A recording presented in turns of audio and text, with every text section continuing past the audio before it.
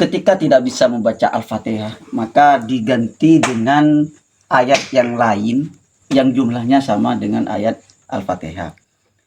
Jika orang tersebut tidak bisa membaca yang lain kecuali Bismillahirrohmanirrohim, apakah boleh mengganti surat Al-Fatihah dengan ayat Bismillahirrohmanirrohim petong kali? Ngiring dia cakanca saya bisa jawab betok ator. Dalam keterangan kitab tadi sudah dijelaskan oleh pemateri, jika tidak bisa membaca Al-Fatihah, itu bisa diganti dengan ayat-ayat yang lain, ayat-ayat Al-Quran. Dan apabila musolli hanya bisa atau mampu membaca bismillah, apakah Fatihah itu bisa diganti? Jelas bisa, tapi itu dengan beberapa syarat.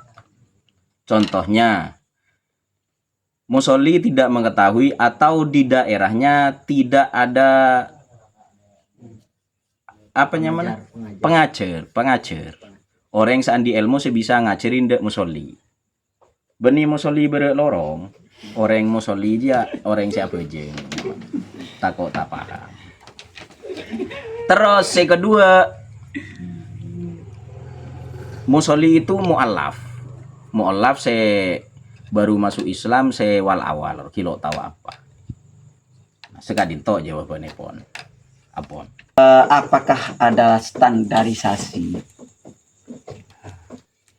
orang bisa dikatakan mampu membaca Al-Quran yang baik? Jika memang orang itu tidak mampu lah, anggap kita tidak mampu, ya cerita tak mampu, apakah tetap dikatakan sah Al-Fatihahnya? Dia inti dengar pertanyaan ya aja. Gitu. Enggak, pertanyaannya cuma nenang yang gitu. Standarisasi kan. Al-Quran. Itu tuh kan tak lancar kalau ada keterangan kurang satu huruf saja tidak sah. Nah, kalau jigit-jigit, kan? Salah. Gimana kalau memang orang itu tidak mampu sama sekali? Maksudnya bisa mah, CKP lo lancar, lo fase. Kenapa? Penemuan cacat ngereng. Berbicara tentang standarisasi membaca Al-Quran, Nyoba. tentunya ada. Dan cara membaca yang baik itu harus sesuai dengan tajwid. Dan itulah keistimewaan Al-Quran. Al-Quran itu beda dengan kitab-kitab yang terdahulu. Cara membacanya itu beda. Ada tata cara tertentu untuk membaca Al-Quran, yaitu dengan mempelajari tajwid. Di dalamnya termasuk makhorijul huruf, cara baca panjang atau pendek sebuah harokat, itu Al-Quran. Dan itulah keistimewaan Al-Quran seperti itu. Masalah sah atau tidaknya ketika orang itu mampu membaca, kurang mampulah atau kurang memahami dalam pembacaan Al-Quran, kembali ke penjelasan tadi, ketika orang itu mau belajar, tentunya tidak apa-apa. Tapi jika hanya berpasrah diri, menurut saya tidak sah. Karena orang odik ya wajib nyari ilmu mulai dari keluar dari reng sepo bini sampai masuk de kuburan. Sekadinto. Intinya kita wajib belajar. Umpamanya orang kan kadang-kadang kan manusia itu kan terkendala dengan usia. Ketika sudah umur sudah menjadi lebih tua, apakah masih tetap berlaku? Jangan kayak seperti ini. Pefasiah kiai dia mengoreng dia tua. Kenapa? Padahal kan jelas hukum itu wajib. Jadi standar hukum itu kalau sudah wajib itu mau tidak mau itu harus dilaksanakan. Bukan mau tidak mau sih, tapi 80% harus terlaksana. 80%. Beda kalau seumpamanya hukum bacaan Fatihah ini sunnah. Sunnah kan 50%. Wajib itu ya 80% kamu harus melakukan. Cukup. Terkait sanggahan tadi, masalah ketidakmampuan seseorang karena faktor usia itu bisa dimakfu. Karena tua itu bukan pilihan, bukan kemauan kita, tapi sudah menjadi takdir Tuhan, seperti itu. Dan semakin lanjut usia, semakin bertambahnya usia, tentunya kemampuan membaca Al-Quran itu akan terkendala karena kefasihannya, karena kurangnya gigi. Odot bisa alek tepalek. Intinya kalau masalah usia itu kendala alami, bisa dimakfu, seperti itu. Masalah kewajiban tadi, justru sholat itu wajib dan Fatihah itu rukun, bagian dari rukun sholat. Bagian dari rukun sholat. Meskipun tidak fasih, itu bukan ketidakmampuan namanya. Ketika seseorang tidak mampu membaca Al-Quran secara fasih karena faktor usia, itu bukan ketidakmampuan, tapi itu menjadi kelemahan karena faktor usia. Sholatnya tidak mempengaruhi sahnya Fatihah tadi. Seperti itu. Terima kasih. Ketaatannya.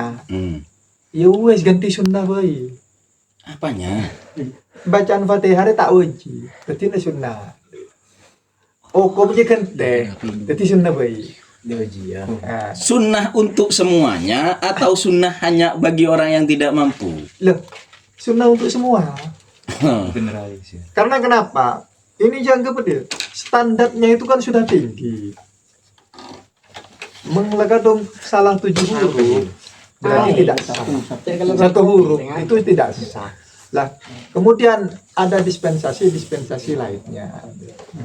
Ya wis, makanya kok dari awal itu tanya, Al-Fatihah ini sebenarnya wajib. Apa sunnah apa-apa. Ya, kalau urusannya wajib. Namanya kesimpulannya ada ya.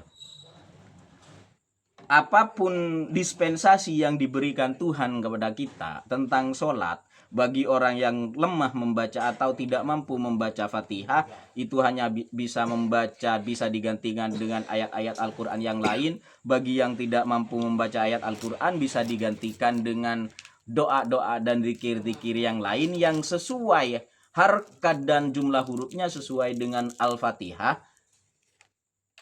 Itu justru karena pentingnya sholat. Iya. Tapi kita tidak punya alasan ketika tidak mampu membaca Al-Fatihah kalau apa aja nggak, karena kalau apa lo hafal Fatihah. Nah itu karena ini pentingnya sholat, ya, karena pentingnya sholat, maka setiap kelemahan atau ketidakmampuan itu kita diberi dispensasi seperti itu.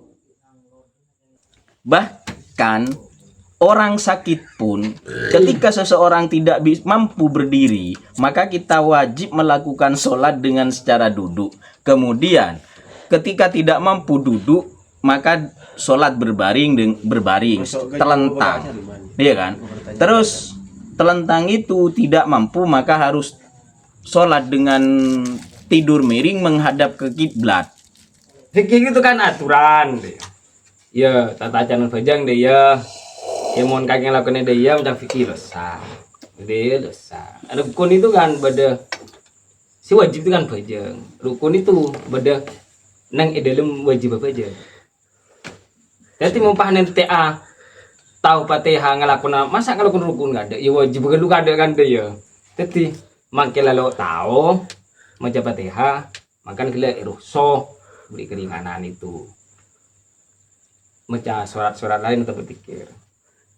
Eruson yang dia beri keringanan dia. Apa kalau cangkak kilo standarisasi, penurunan standarisasi. Iya. Bukan penurunan standarisasi. Lah itu ada orang mau yang kona-kona lambenang ya bamba ni kula sareng sampean sedaja. Lah dia corak keluar di dia. Ya walat lolin. Alhamdulillahirabbil alamin. Ingat dia. Coba. Iya. Walat dol. Maksudnya walat dol. lin deh. Tapi mulai nang ngico sanda. Ada reklam ya apa? Lah kadang ngoreksi bacaan imam. Bener ada orang pintar lah karena saking dari Takdim. mereka benar. Dan sebisa ngukumi semua itu mangkela bacana esa kadang jangan rengkon aja. Terima ya. Dengan dia kan. Mulai lama wala dolin deh. Contoh sit ya, contoh segi kayak kone yo. Dia yo. Aja kan aku kerja orang sing ngeditik kadang. Aku bacana apa aja Ya orang-orang sekoran produksi uruan juga. Iya maksudnya dia. Nak kita si tahu maca kitab. Kok salah aja lu saja apa juga dah apa. Cak tadi amak mu ada apa jual Iya.